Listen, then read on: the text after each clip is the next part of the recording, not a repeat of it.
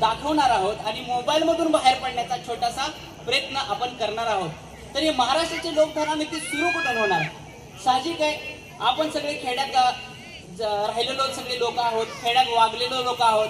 तर आपल्या प्रत्येकाच्या गावामध्ये, प्रत्येकाच्या खेड्यामध्ये आजही आपल्या गावामध्ये सुरुवात ही वासुदेवाच्या गाण्यानं होती.